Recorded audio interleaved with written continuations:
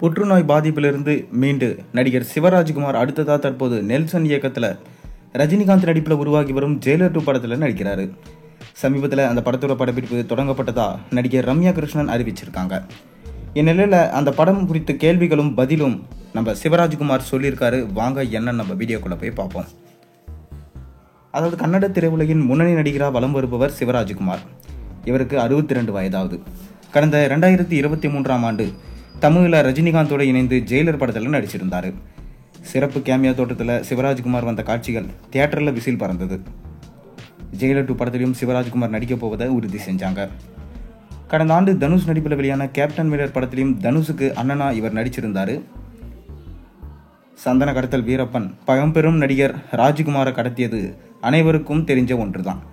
ராஜ்குமாரின் மகன்களான சிவராஜ்குமார் மற்றும் புனித் ராஜ்குமார் இருவரும் சினிமாவில் முன்னணி நடிகர்களாக மாறினாங்க. சிறு வயதிலேயே 1974ஆம் ஆண்டு வெளியான ஸ்ரீ சீனிவாச கல்யாணம் படத்தில் குழந்தை நட்சத்திரமாக சிவராஜ்குமார் நடிச்சிருக்காரு. இவரது தம்பி புனித் ராஜ்குமார் உயிரிழந்து ஒட்டுமொத்த கன்னட திரையுலகிலும் கண்ணீர் கடலில் மூழ்கினாங்க. நடிகர் சிவராஜ்குமார் ஜெயிலர் மற்றும் கேப்டன் மில்லர் என தமிழ் சினிமாவில் அடுத்தடுத்து பிஸியாகி வந்த நிலையில் கன்னடத்தில் அவர் நடித்த பைரதி ரணங்கள் அதாவது மஃப்டி 2 படமும் கடந்த ஆண்டு வெளியானது. மேலும் அவர் நடிப்பில் பல படங்கள் உருவாகி வரும் நிலையில் திடீரென அவருக்கு புற்றுநோய் பாதிப்பு இருந்தது தெரிய வந்தது. இது ரசிகர்களுக்கு மத்தியில் அதிர்ச்சியை ஏற்படுத்தியது. உடனடியாக பார்த்தீங்கன்னா அதற்கான தீவிர மருத்துவ சிகிச்சையை பெற்றுக்கொண்டு புற்றுநோய் பாதிப்பிலிருந்து தற்போது மீண்டு வந்திருக்காரு நம்ம சிவராஜ்குமார். சமீபத்தில் நடைபெற்ற சினிமா நிகழ்ச்சி ஒன்றில் கலந்து கொண்ட சிவராஜ்குமாரிடம் ஜெயிலர் 2 படத்தில் நீங்களும் பாலகிருஷ்ணாவும் இணைந்து நடிக்கிறீங்க என்ற கேள்வி எழுப்பப்பட்டது. அப்போது அதை கேட்ட அவர், பாலையா நடிக்கிறாரா? நெல்சன் என்னிடம் நான் நடிக்கிறேன் என்பதை கூறினார். இந்த விஷயத்தை சொல்லவே இல்லை. அவர் நடித்தா இன்னும் மாசா இருக்கும். சிறு வயதிலிருந்து நாங்கள் இருவரும் நல்ல நண்பர்களாகவே பழகி வருகிறோம். அவருடன் இணைந்து நடிக்கும் வாய்ப்பு கிடைத்தா ரொம்பவே சந்தோஷம் என கூறியிருக்காரு.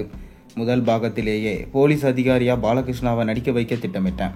ஆனால் அவரது கேரக்டர் அதற்கு சரியா உட்காராத நிலையில அதை கைவிட்டு விட்டேன் என நெல்சன் பேட்டி ஒன்றில் கூறிய நிலையில ஜெயிலர் 2ல் ரசிகர்கள் பாலகிருஷ்ணாவை பெரிதும் எதிர்பார்த்து காத்து கொண்டிருக்காங்க.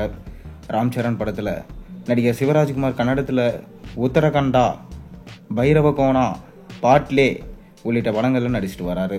மேலும் ராம் சரண், ஜான்வி கபூர் நடிப்பில் தெலுங்கில் பிரம்மாண்டமாக உருவாகி வரும் பெட்டி படத்திலையும் முக்கிய கதாபாத்திரத்தில் இவர் நடிச்சிட்டு வராரு.